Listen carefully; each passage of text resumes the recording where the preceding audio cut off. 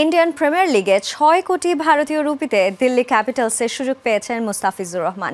Australian opener Jack Fraser ম্যাকগার্কের বদলি হিসেবে আসরের বাকি সময়ে দ্য ফিসকে দলে ভিড়িয়েছে দিল্লি। যদিও এনওসি জটিলতায় মোস্তার মাঠে নামা নিয়ে শঙ্কা দেখা দিতে পারে, এখনও এনওসি সংক্রান্ত কোনো খবর বিসিবির কাছে আসেও নি। গণমাধ্যম কর্মীর প্রশ্ন শুনে মোহাম্মদ সালাউদ্দিন যেন আকাশ থেকে পড়লেন। যতক্ষণে তারা বিমানবন্দরে আইপিএলে মুস্তাফিজুর রহমানের সুযোগ পাওয়ার খবর যে ততক্ষণে ছড়ায়নি। সালাউদ্দিনের মতো দর্শকরাও অবাক হতে পারেন। দুবাইয়ে ইউএইর বিপক্ষে খেলার জন্য যিনি দেশ ছাড়লেন, সেই মোস্তাক কি করে আইপিএল খেলবেন?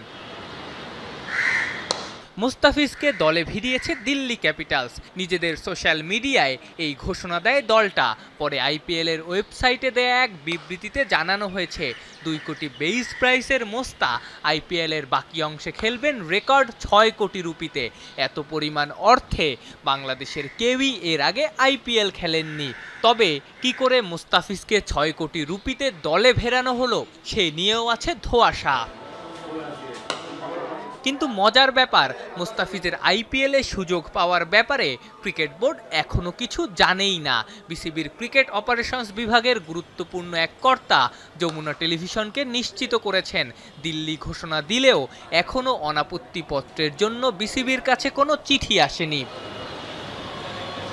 ক্রিকেট অপারেশনস বিভাগের সেই কর্তা জানিয়েছেন, আইপিএল দ্য 100-এর মতো বড় ফ্র্যাঞ্চাইজি টুর্নামেন্টগুলোর ক্ষেত্রে কোনো ক্রিকেটারকে কোনো দল সাইন করালে সংশ্লিষ্ট দেশের ক্রিকেট বোর্ড বিসিবিকে এনওসির জন্য বার্তা পাঠায়। সেই অনুযায়ী এখনও বিসিসিআই থেকে কোনো বার্তা পায়নি বিসিবি।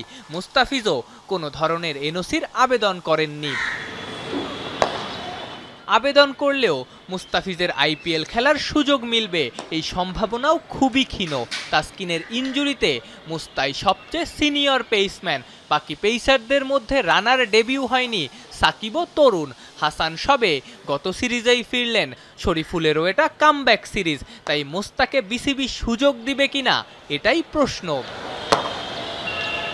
ভারত পাকিস্তান যুদ্ধের কারণে আইপিএল ১ সপ্তাহের জন্য বন্ধ। বেশিরভাগ বিদেশি ক্রিকেটারই তাদের দেশে ফিরে গেছেন। ব্যক্তিগত কারণে Australian opener Jack Fraser McGurk এই আসরে আর খেলবেন না। তার বদলে সুযোগ পেয়েছেন মুস্তাফিজ। প্রশ্ন উঠতে শুরু করেছে, বিদেশি ক্রিকেটারদের আকৃষ্ট করতেই কি চড়া মূল্যে মুস্তাফিজুর রহমানকে দলে ভেড়ালো দিল্লি ক্যাপিটালস?